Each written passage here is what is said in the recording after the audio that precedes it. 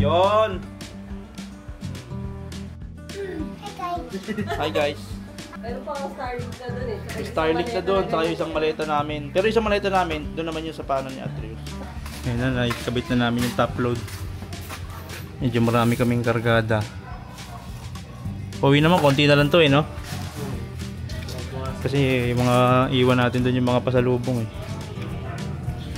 Mga pagkain namin sa likod, tubig. Ayan. Tapos, mayroon pa kaming tent na isisiksik sa top load siguro. Tents. Second row, mayroon din naman. Maleta rin. May bag. Isang bag. Pero yung third row namin narapin naman. Kaway muna kayo. Hi vlog. Hi guys. Hi vlog. So first timer si Melly at saka si Jericho magpunta kami. Pinakamahabang land trip. Land trip kami from San Pedro, Laguna to Camotes Island, Cebu. Sila galing pa ng San Juan. San Juan kayo, no? Santa Mesa, Manila. Hi guys. Guys, so mag-start yung biyahe namin ngayon 9:06, tama ba? 9:06 dito, 9:01 from San Pedro, Laguna. 13 hours yan. 13 hours hanggang Sorsogon. So Matnog. So dapat mga 10 bukas ng mga kung walang stopover. 13 hours mga 10 AM ganun. 10 or lunch time dapat nandun na kami kung medyo sakto lang yung takbong chubby lang. Ako 10. Okay. Let's go. Bye-bye.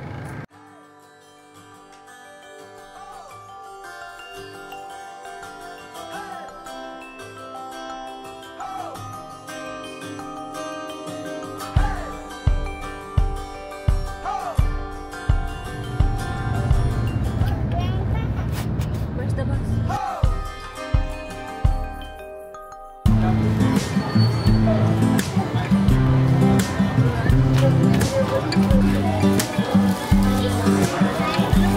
Stopover muna kami. Stopover muna sa McDo.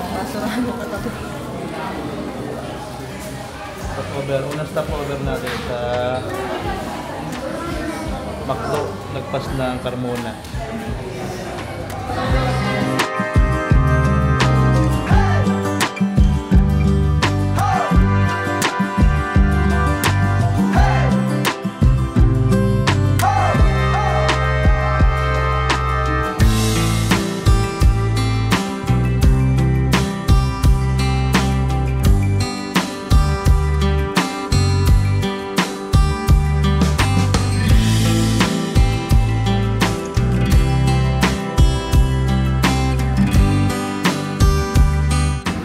Stopover muna kami sa 7-Eleven. Namili muna ng supplies, merienda. Ayan, Boss Reniel magbabayad sa cashier.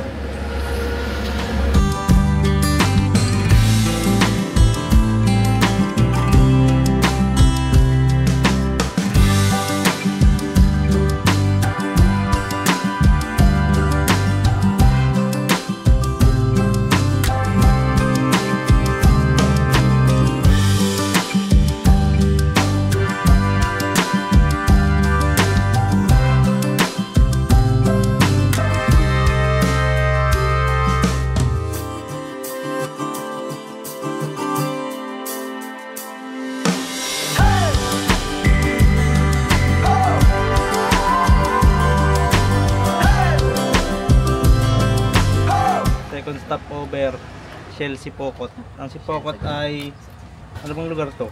Camarines Sur pa rin, no? Oh. Sipokot, Camarines Sur, Shell Select. Breakfast.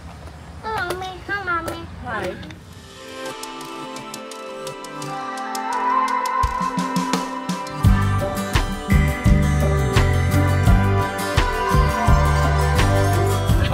Okay.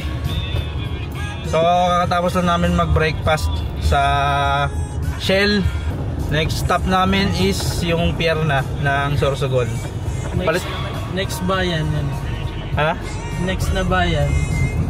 Ano bang next na bahay natin? Naga na, no? Oo, Naga na pala, Naga. Mabilis na lang to, mabilis na lang. Sa ulo to ni Ate Meli. Sa ulo ni Meli, ah. Hanggang ano lang to, hanggang bula. Uragon ka pala, Meli, ah. Legaspi pa. Nandito pa sa Ate Meli. Pwede bang mag-stopover muna sa inyo? So, palit muna kami. Time to sleep na. Ako naman ang naka-duty sa camera. Matulog ka na. Ang hirap matulog pag umaga na. Hindi na naman ako inaantok. Kanina inaantok na ako nung huminto kami sa gas station eh.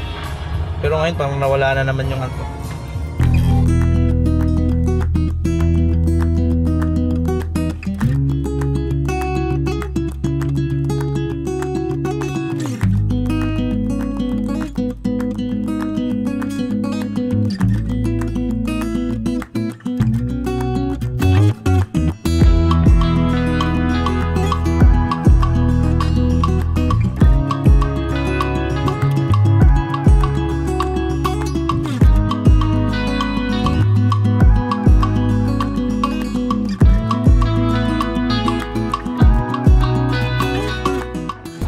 So time check tayo, 12:46. Dito na kami sa Sorsogon. Malapit na kami sa pier. 1 hour and 3 minutes na lang. Narinig ko si Pang.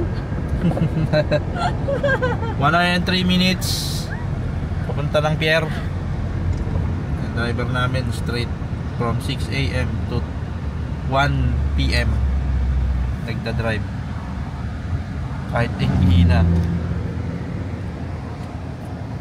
Yung mga kalahok gising.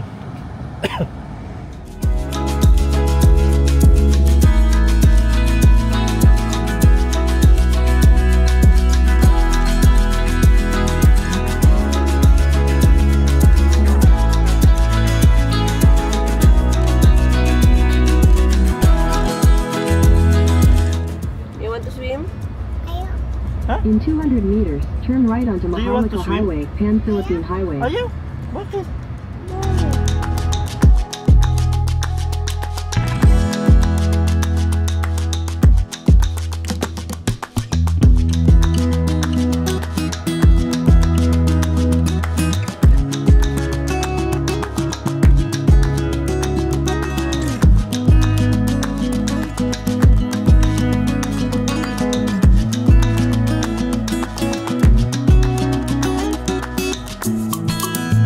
Okay. So kakatapos lang namin kumuha ng ticket dun sa ticketing office. Medyo mahaba yung pila. Maraming sasakyan. Maraming sasakyan, oh. Gutom na kami. Time check. Lunch ay 3 PM. Lunch time. 3 PM kami kakain ng lunch. Medyo gutom na. Gutom na kami lahat. Dagan ko nga yung kanin ko. Wala pa kaming kain. Almusal namin 6 AM. Yan ka na lang kain. Lunch namin 3 PM. Gutom na talaga.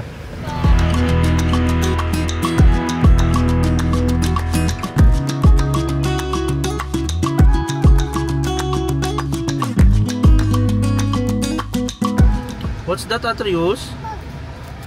What's that? Huh? What's that? Boat? Hindi ba yan sheep? What's that? Sheep. Maliit lang yung boat na. Sheep ba?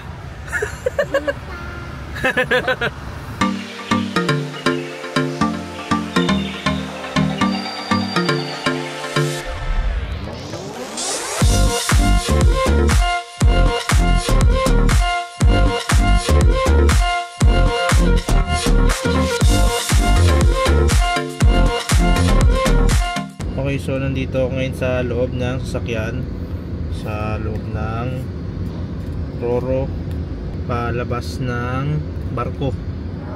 Ayan na. Bukas na yung unti-unti na lalabas yung mga sasakyan. Nagbubukas na yung rampahan. So ayun, ilang oras na ba akong gising? Since yesterday 5:30 AM. 38 hours nang dilat, naka power naps lang ng ilang minuto. Tapos drive ulit. Meron pa kaming almost 10 to 12 hour drive papunta ng Ormoc, Leyte bago tumawid ng isa pang Roro. So yun lang muna, wala pa yung mga kasama ko, nandun pa sa taas kasi hindi pa sila pwedeng bumaba. Driver muna, maglalabas muna kami ng mga sasakyan.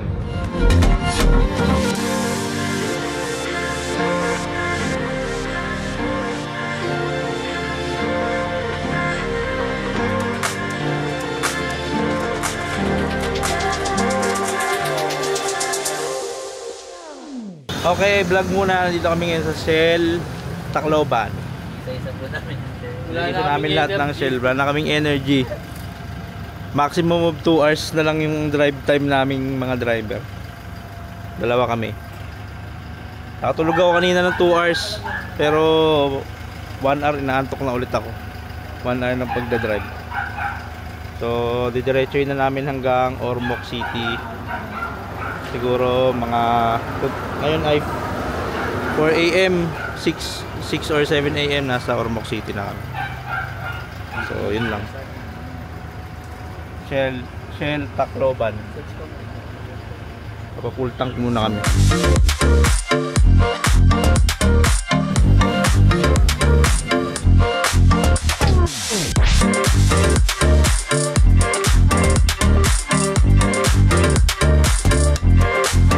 "36 minutes away from Ormoc Airport." Woo! Woo! Konti na lang. Hindi na namin kayang mag-drive.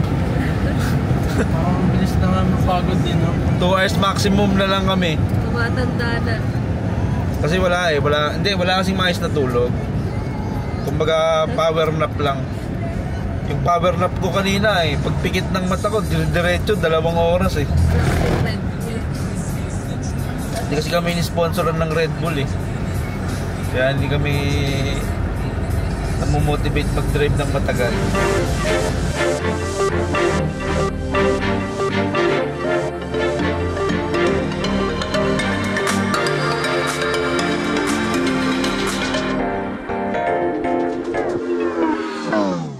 So time update 6:46. Nandito na kami sa Ormoc City. Dito kami nakaparking sa may museum, waiting for barko. Ang barko ay meron 12 noon at 3 PM.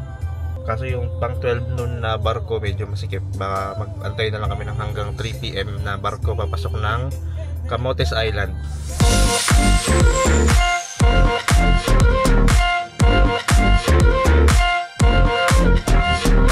Okay, so okay na. Nakakuha kami ng ticket sa biyaheng 12 PM.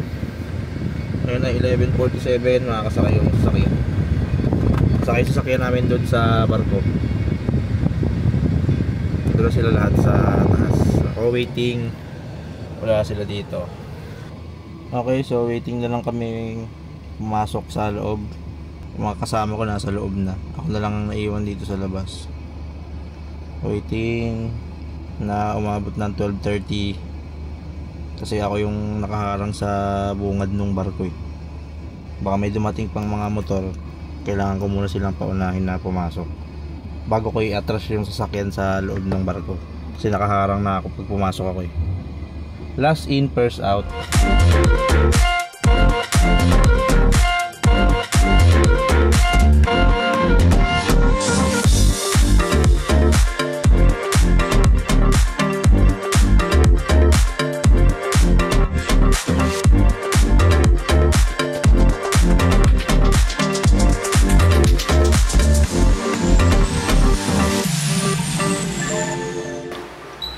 Okay, so nandito na kami. And ito na nga. Successfully landed sa Camotes Island. Dito kami sa Pilar. And ito yung aming front yard.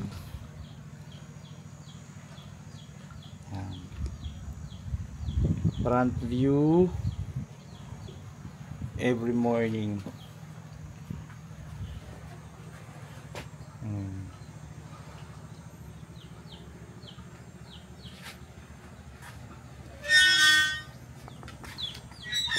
Okay, so dito ko na tatapusin yung video. Sa mga gusto mag land trip, pwede kayong mag land trip. Masaya pero nakakapagod. Kung may mga tanong kayo, comment nyo lang, or kung may gusto kayong mga malaman sa mga dinaanan namin, yun lang. Peace. Salamat. Vloggerist out.